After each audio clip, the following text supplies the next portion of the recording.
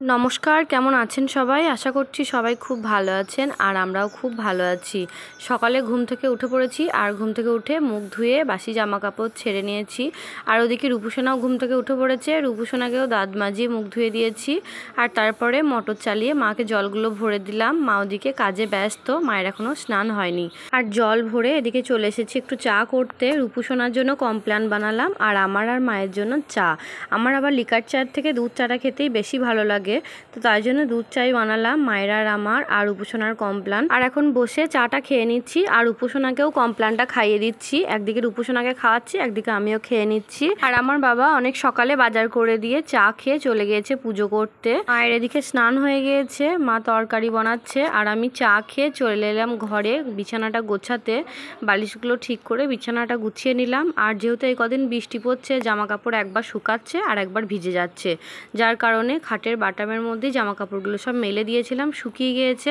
সেগুলোই এখন বসে বসে ভাঁজ করে নিই। সুস্মিতা, প্রিয়াঙ্কা পাল আর রাজ কমেন্ট করেছে, তোমার ভিডিওগুলো খুব ভালো লাগে, প্রতিদিন দেখি, আমাদের নামটা নিও। এত সুন্দর কমেন্ট করার জন্য আপনাদের অনেক অনেক ধন্যবাদ ও অনেক অনেক ভালোবাসা। আর আপনাদের প্রত্যেকের কমেন্টগুলো আমার খুব ভালো লাগে, আমি প্রত্যেকটা কমেন্টই দেখি। আপনারা অনেকেই আরও বলেছেন আপনাদের নামগুলো নেওয়ার জন্য। আমি চেষ্টা করব আমার প্রত্যেকটা ভিডিওই আপনাদের নামগুলো নেওয়ার জন্য। আজকে জল খাবারে হবে লুচি আর আলুর তরকারি, তাই মাকে ময়দাটা মেখে লুচিগুলো বেলে দিলাম। মা লুচিগুলো একে একে ভেজে নিল আর ওদিকে আলুর তরকারিটাও মা করে নিয়েছে। আর এখন সবাই মিলে বসে পড়েছি জলখাবার খেতে। জলখাবার খেয়ে মা এদিকে দুপুরে রান্নাও বসিয়ে দিয়েছে। আর এই যে দেখুন আমার অবস্থা, বাড়িতে যতই কাজ করি না কেন তাও সবসময় চুল আঁচড়ে পরিপাটি পরিষ্কার হয়েই থাকি। আর বাপের বাড়ি এসে কিছু কাজ না করলেও সবসময় শুয়ে বসেই কেটে যায়, চুলটা আঁচড়াতেও ইচ্ছা করে না। আর কার কার সাথে এরকম হয় অবশ্যই জানাবেন আমাকে।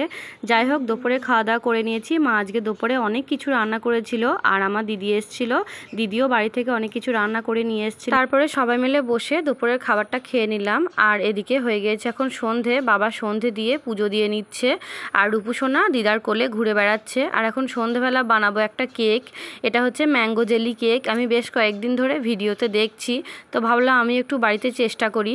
তো এদিকে শুরু করে দিয়েছি কেক বানানো। ওদিকে আমগুলো ছিল অনেক ঘরে, মাকে বললাম আমগুলো একটু ছাড়িয়ে দাও। আর মা ওদিকে বসে আমগুলো ছাড়িয়ে দিচ্ছে, আমি এদিকে কেকের ব্যাটারটা রেডি করে নিচ্ছি। 1 কাপ সুজি দিয়েছি, 1.25 কাপ চিনি দিয়েছি, 1 কাপ দুধ দিয়ে ব্যাটারটা কিছুক্ষণের জন্য ভিজিয়ে রেখেছিলাম চিনিটা গলে যাওয়া পর্যন্ত। আর তারপরে আবারও 1.25 কাপ ময়দা দিলাম আর দিয়েছিলাম একটা ইনো, যেটা আমি ভিডিওতে দেখাতে ভুলে গিয়েছিলাম। তো ইনো দিয়ে আর ময়দা দিয়ে আবারও ভালো করে আমি মিক্স করে নিয়েছি। আর এদিকে একটা টিনের বাটির মধ্যে বেশ কিছুটা তেল মাখিয়ে নিয়ে তার মধ্যে একটা কাগজ দিয়ে দিয়েছিলাম। আর তারপরে কেকের ব্যাটারটা বাটির মধ্যে দিয়ে দিয়েছিলাম। আর ওদিকে কড়াইটাও গরম করতে দিয়েছিলাম। তো কড়াইয়ের মধ্যে স্ট্যান্ড বসিয়ে কেকের ব্যাটারটা বসিয়ে ঢাকা দিয়ে দিয়েছিলাম।